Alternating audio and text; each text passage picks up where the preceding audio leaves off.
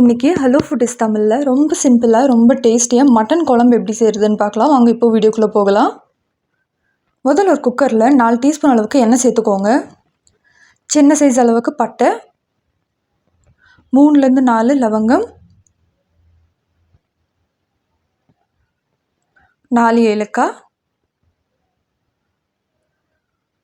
1/2 teaspoon அளவுக்கு சோம்பு, 1/4 teaspoon அளவுக்கு சீரகம், 1/4 டீஸ்பூன் அளவுக்கு மிளகு,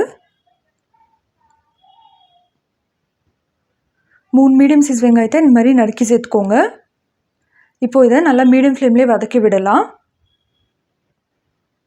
இப்போ பாருங்கள், கலர் நல்லா சேஞ்ச் ஆக ஸ்டார்ட் ஆகிருக்கு. இந்த ஸ்டேஜில் வந்துட்டு நம்ம 1 டீஸ்பூன் அளவுக்கு இஞ்சி பூண்டு விழுது சேர்த்துக்கலாம்.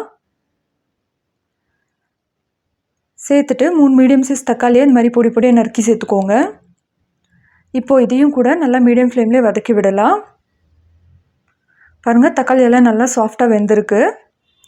இந்த ஸ்டேஜில் வந்துட்டு நம்ம மசாலாங்களை சேர்த்துக்கலாம். முதல்ல 1/4 டீஸ்பூன் அளவுக்கு மஞ்சத்தூள், 2 டீஸ்பூன் அளவுக்கு தனியாத்தூள்,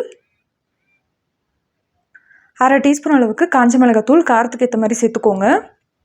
3/4 டீஸ்பூன் அளவுக்கு கரம் மசாலா, 2 டீஸ்பூன் அளவுக்கு மட்டன் மசாலா சேர்த்துட்டு ஒரு 2 நிமிஷம் வரைக்கும் நல்லா வதக்கி விடுங்க.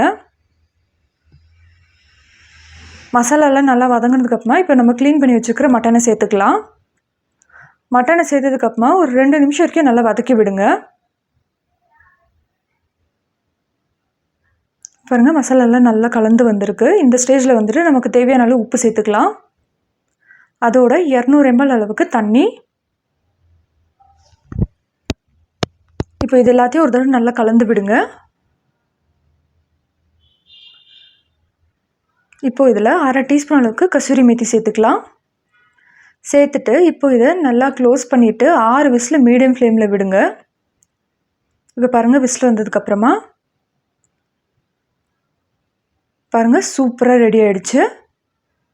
இவ்வளோதாங்க, ரொம்ப சிம்பிளாக ரொம்ப டேஸ்டியாக சிம்பிளாக வீட்டிலே செய்யக்கூடிய மட்டன் குழம்பு ரெடி. இதை ட்ரை பண்ணி பார்த்துட்டு எப்படி இருந்ததுன்னு சொல்லுங்கள். மறக்காமல் நம்ம சேனலை சப்ஸ்கிரைப் பண்ணிவிடுங்க.